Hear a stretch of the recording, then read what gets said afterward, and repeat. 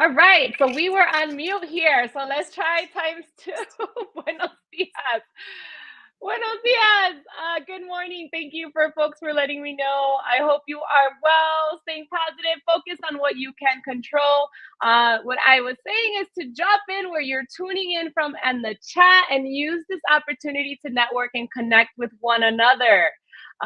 Few key things is that we are, if you go to our upcoming events, we have an Avanza Your Career on December 6th that's taking place. If you go to ACE's events page, you'll have an opportunity to learn more how you can leverage ACE to seek out your next career opportunity using our Career Center platform. And so be sure to register for this free opportunity, this event, to engage and learn how to leverage ASE, because our mission is to ensure that we're helping you, support you with your career advancements. And also, many of you know that we have leadership training programs that happen throughout the year.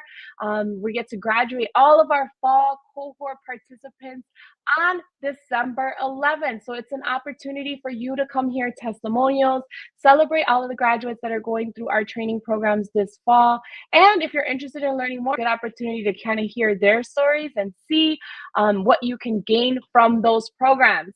And then last thing, as we enter the season of giving and thanks, and we're also celebrating so much this month with Native American Heritage Month as well, make sure that you are planning your end of year gift. We always encourage folks to give, and ASA is one way that you can contribute to our end of year campaign, where we are able to give students $2,500 scholarships towards their educational aspirations. And so our end of year campaign goal is $100,000. We're about close to 60,000 or so of the way, so 60%. So any contribution matters to help make a difference in a student's life in terms of their educational aspirations. So that's it with my commercial. I'm getting ready to jump in with our special guest this morning, who is Raul Suarez-Rodriguez, who is the Director of Global Economic Inclusion and Business Diversity at Merck. Buenos dias, Raul. How are you today? Buenos dias, Patricia. I'm doing good. Thank you so much for having me. So exciting. I'm excited to have you and have this conversation because Merck is a longtime partner of ASA, and we've got to meet so many great folks and learn a lot about a great initiatives that are happening at Merck. But first thing is first, how do you like your cafecito or your morning beverage of choice prepared? Okay, I like my espresso, and I don't know, I'm having technical difficulties. I'm on my phone, but I don't know if you could see my sign, Raul's Uh-huh. Cafe. So Ah, look at I you. do.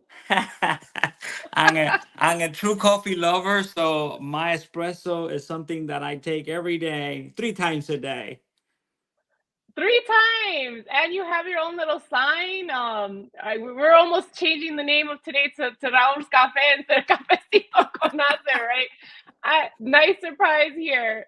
Raul, one of the things that I love about our Cafecito, we have folks that are engaging with us on various platforms, and is showcasing stories of individuals, how you got to where you are, because I think it's so important to be able to share those stories. So tell us about your cultural, your professional background, how you got to where you are in your career. Oh, that's a great question. So yeah, so I was born and raised in Cuba, and I immigrated 25 years ago, and I landed in Miami, not knowing any word of English whatsoever. So I started my career as well. I started when I started working. I had to go and learn English first, and then I work at a restaurant, doing waiting, and then after that, I went to work for Kmart, where they hired me as an assistant manager. So then I moved from Kmart to CVS Pharmacy. At CVS Pharmacy, I was completing my degree, and because education was definitely important. So when I finished my MBA at CVS, there was an opportunity for me to get promoted and move into the corporate headquarters in Rhode Island. So people told me, "Oh, you're crazy! You're leaving Miami to go to Rhode Island." But again, it was a tremendous opportunity that I couldn't pass, and I took that challenge and I went up there. And while there, it was challenging because culturally there was not that many people that spoke like me, that looked like me, and at that point there was a chief diversity officer, where I saw his passion and the strategy and where he was going, and I really said I want to be part of that. I really want to be part of that momentum that he's creating, because I'm facing some challenges myself of being Mm. a diverse individual. So let me see how I can join that momentum. And then I joined the Latino Employee Business Resource Group, and within that, I started creating a network and expressing my passion about diversity and inclusion. And there was an opportunity in supplier diversity, and they tap on my shoulder and say, "Hey, there's this opportunity. You should look into it, given that you want to be in the DNI role. It's not an HR; it is on the supply chain. But maybe you liked it." And then I pursue that, and here I am. I've been I've been a professional of supply diversity for more than a decade. So I joined Merck 5 years ago within this function, where I'm leading their diverse supplier program. So that's how I got to where I am. Amazing story. And first thing I have to say, right? Our amigos from Cuba, they do love their cafe, so now I understand why why the sign and whatnot. But also, I love that the in terms of how kind of one thing kind of built on the other, right? From going to well, first of all, learning English, right, which is a huge endeavor in and of itself, and but also then going into the retail space, and then going into right how it kind of built upon one another. But then while that was happening, it was also a combination of you asking, right? You were asking folks in terms of what your interests were. How can you do this? How can you get into building your skill sets, and having that flexibility in terms of being able to build on your career. And so I think that's a critical thing for all of us to remember, is that if you're interested in something or you're wanting to learn more, to ask, make sure you're leveraging your network, those that are around to support you, to continue to do that, to land you where you are today. And so those of you tuning in, feel free to have your questions ready, or comments in the chat. We want to make sure, and if we don't get to all of them, I know Raul is available. You can connect with him on LinkedIn as well. So Raul, tell us, how can organizations foster, talking about the DEI space, global economic inclusion within their own business practices? Absolutely, and I think the work that I do within this capacity, it really drive that economic inclusion that you're referring to. So just Mm-hmm. to put things in perspective, right? So economic inclusion and business diversity is core to our procurement organization. So this is where we're creating economic opportunities for the underrepresented communities by buying products and services from minority, which is inclusive of a Latino community, African American, Native American, and then Asian American.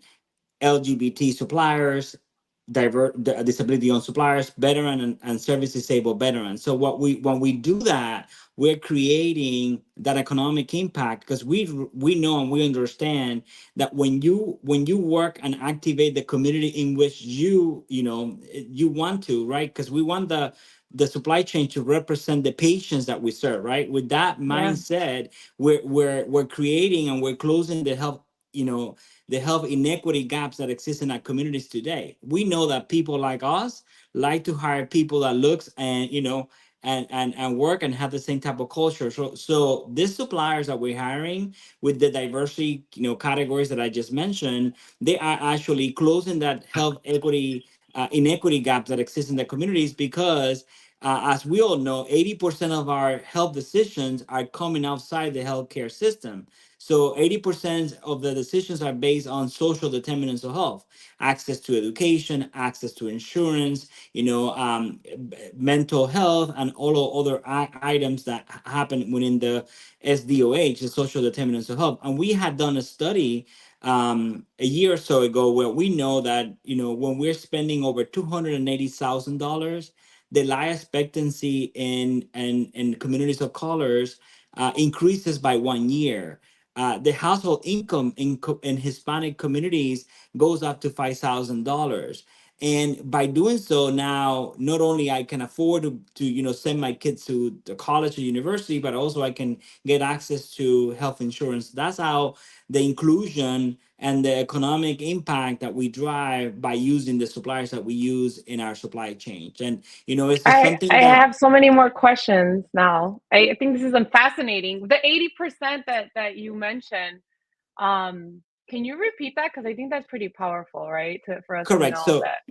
80% of the decision make around your health are beyond the healthcare system. So they are part of what we call social determinants of health. Yeah. When in the social Mm-hmm. determinants of health includes that education, access Yeah. to healthy food, mental health, life expectancy. So what we did was analyze, what was our impact by utilizing these suppliers into those social determinants of health.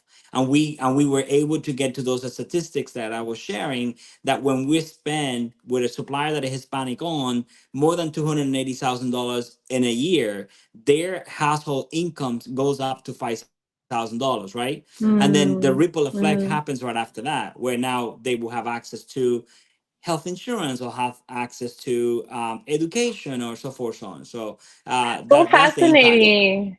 So fascinating, especially being part of a community that, generally speaking, right, there's that trust factor that's super critical as it pertains to these decisions that are being made, right? And how that's influenced. And I know there's a connection there, right, in terms of how that influences that.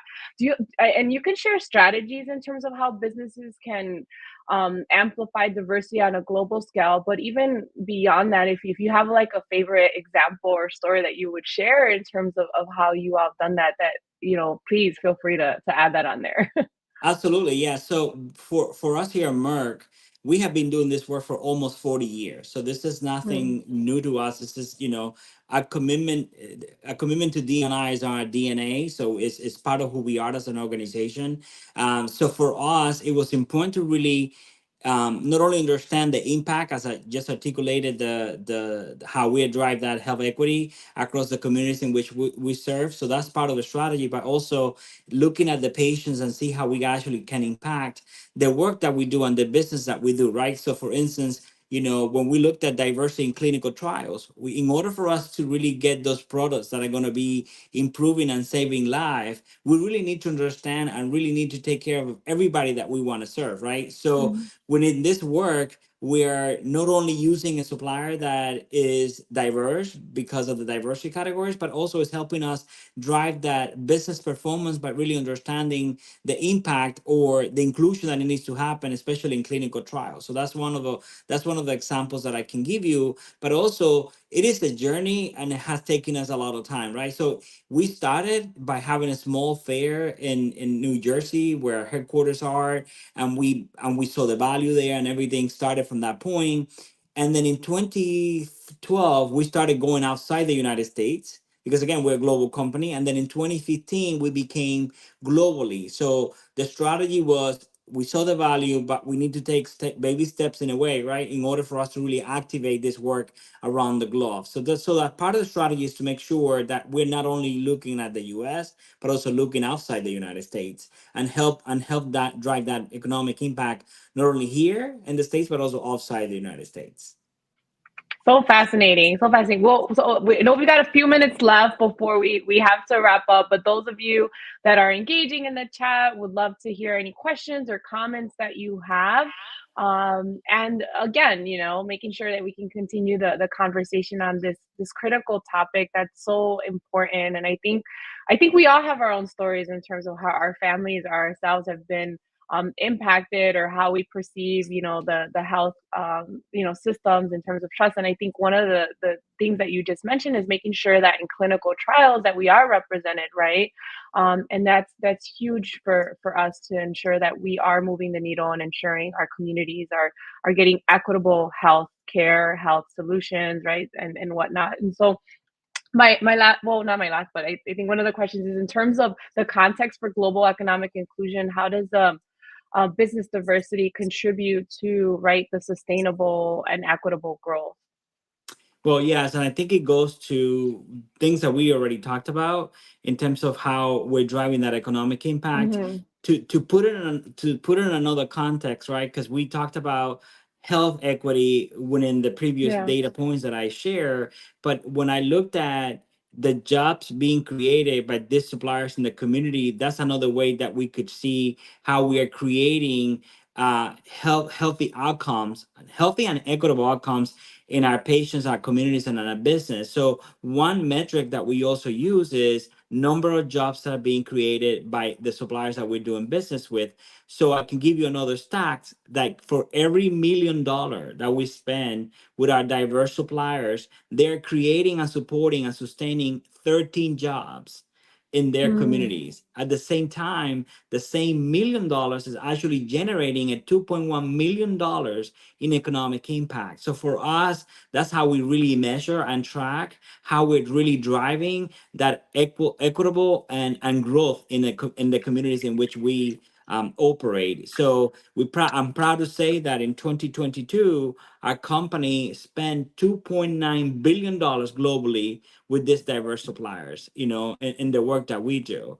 And we spend over $150 million with Hispanic-owned businesses. I thought that it was good to share that with this group.